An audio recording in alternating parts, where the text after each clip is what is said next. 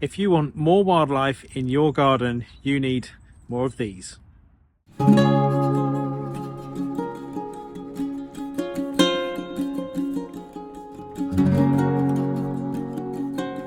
hello everyone and welcome to another episode of Wild Your Garden. And in this video, I'm going to be giving you some advice on how you can attract lots more wildlife to your garden with this very simple step. And in particular, we are going to be looking at two shrubs that I think have been forgotten about when it comes to new planting schemes, which are absolutely vital when it comes to our wildlife found in the UK, but not only here, across Europe and into Asia as well. So let's take a look now at exactly what I'm talking about.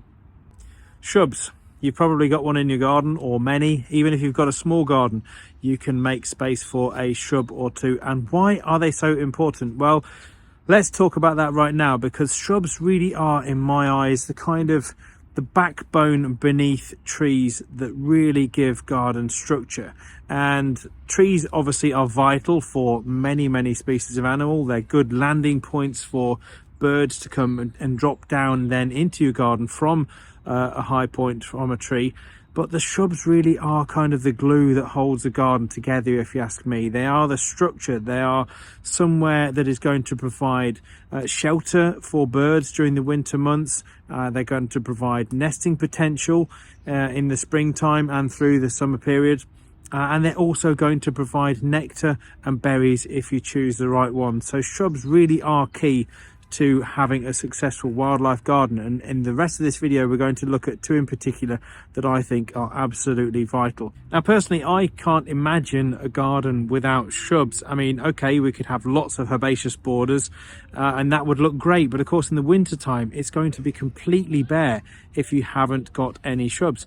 And they're obviously therefore great cover for our garden birds in particular. So if you've got no shrubs, quite simply put, you're going to have no or little to no garden birds, because things like the sparrowhawks in the UK, you've got the sharp-shinned hawks and the Cooper's hawks in the States, and of course many raptors around the world which are going to be predating smaller birds within your garden. And if you have, for example, a bird feeder that is just wedged into the middle of the garden, say like a pole with 2 or 3 feeders on, it's highly unlikely that that won't get visited at all, because these birds are too exposed. It's too easy for one of the above mentioned hawks to just drop over a fence, and they are far faster and more agile than a lot of our smaller bird species. So having shrubs, having cover, gives you that opportunity to then keep these birds within your garden longer. They're going to feel safe. They're going to be attracted to your garden for cover.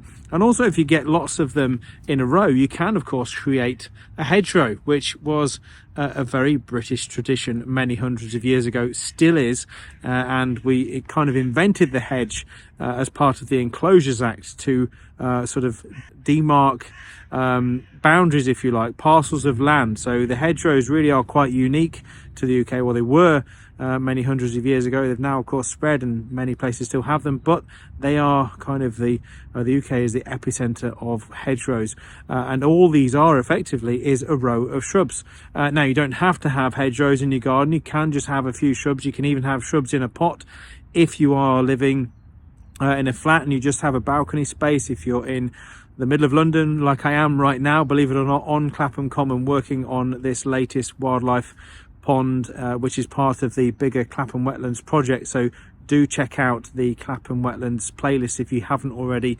Some fantastic stuff going on here. We're just putting the deck boards on the bridge, so really exciting times. So stay tuned for more updates on that one coming soon. Many of you have been asking, but I like to obviously keep the content on this channel varied. And of course, if you like what you see and you're enjoying this video, then please hit that subscribe button. It makes a huge difference, and it means these videos get pushed to a wider audience around the world, and we can try and help to encourage more people to help wildlife wherever they are, because wildlife is in decline left, right and centre.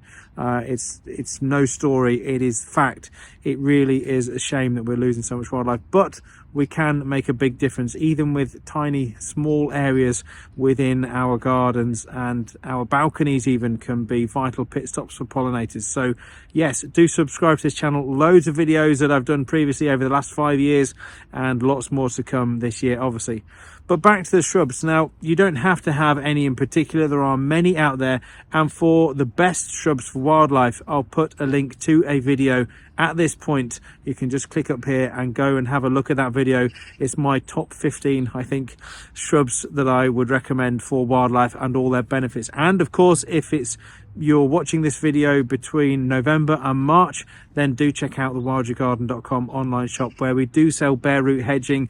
It's classed as hedging, but obviously these are individual plants, and you can buy our bespoke selection pack, so you can get lots of shrubs in your garden very cheaply compared to paying lots for potted specimens, bigger specimens, because these can be shipped straight to you with no soil on. They can be planted between November and March, and they're a great way of establishing shrubs for not a lot of money. So do check out those on the website. I'll put a link in the description below.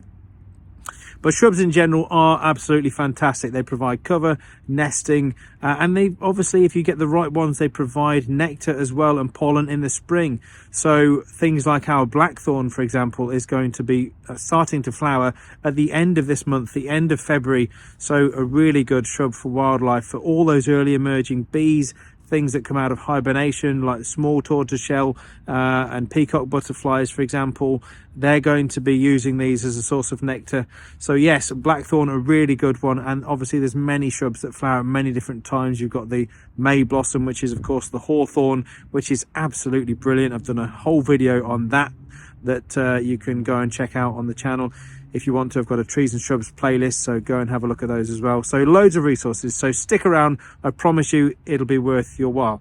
Now, I would like to talk to you for a moment or two just about two species of shrub in particular that I think are absolutely vital. Oh, and before I go on, I should say they provide berries as well, shrubs in general. So not only are they providing nectar and pollen for our insect species, they're providing berries for all sorts of stuff, things like wood mice, birds, you name it, when they drop on the floor, badgers, foxes, everything. So they really are a vital component if you want to make a wildlife garden work.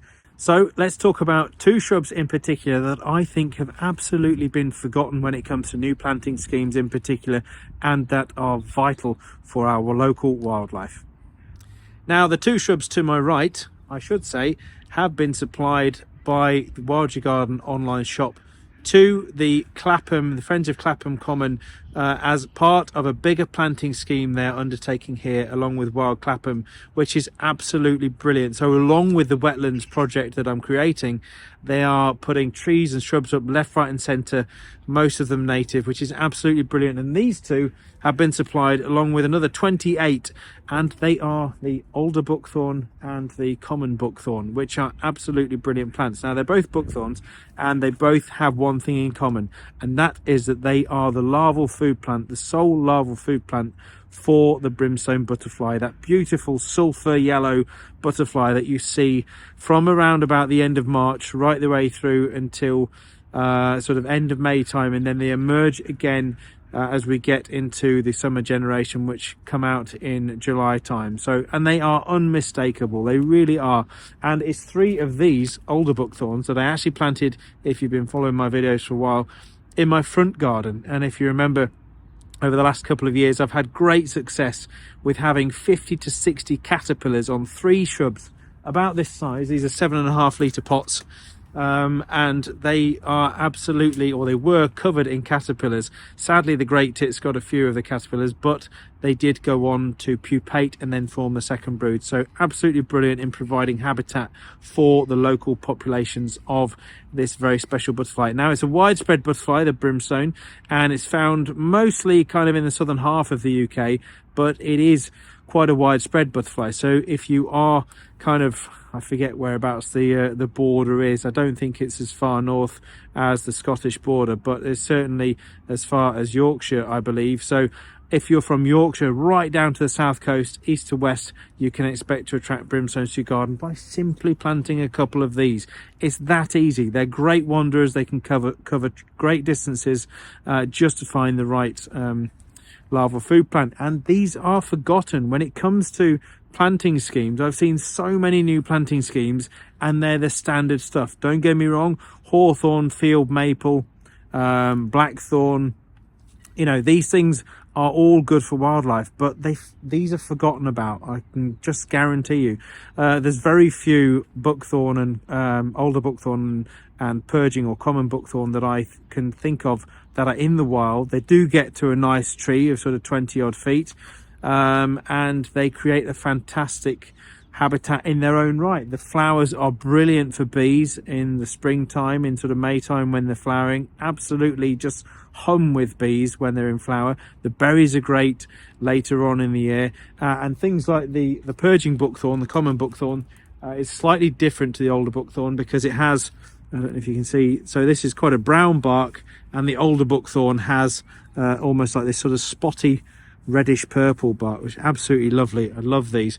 And the older buckthorn, these are good for two settings if you've got different soil types. The older buckthorn will go in a damper setting, and the common or purging buckthorn prefers more sort of well-drained, calcareous, sandy, chalky soils if you can, but certainly drier soils. So that's why these two are going to be put in different spots on Clapham Common. It's 220 acres here, so they've got lots of options to choose from when it comes to planting them, but they are being planted solely to attract the brimstone butterfly and of course provide all the other above mentioned benefits for wildlife. So two great shrubs supplied by the Wild Your Garden online shop. If you're looking for something more than just the bare root hedging, then do drop us a line. We can ship to you. If it's we can't just afford to ship out one pot, unfortunately, but if you're looking for several shrubs, we can ship these out to you. If you're doing a bit of a planting scheme or you're remodeling the garden, do give us a call. We can also ship out trees as well, because we now have a brand new selection of fruit trees on the website. Absolutely everything you could imagine, from Bramley apples to rhubarb and blackcurrants, blackberries, the lot. So go and check those out. We can now ship to you all around the UK.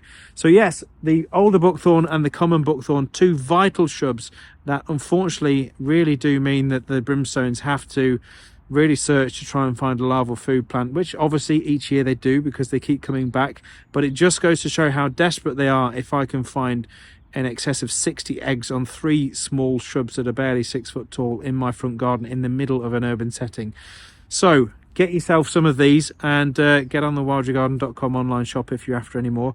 But I hope you've enjoyed the video, guys. So shrubs, get some in your garden. They will definitely benefit the wildlife. They will certainly attract more bird species. Doesn't matter where you are in the world, just get some more shrubs in your garden for cover, for food, for shelter, for everything. It would just add so much to your wildlife garden. So thank you so much for watching. Hope you've enjoyed the video. Stay tuned, lots more to come. I'll see you all very soon.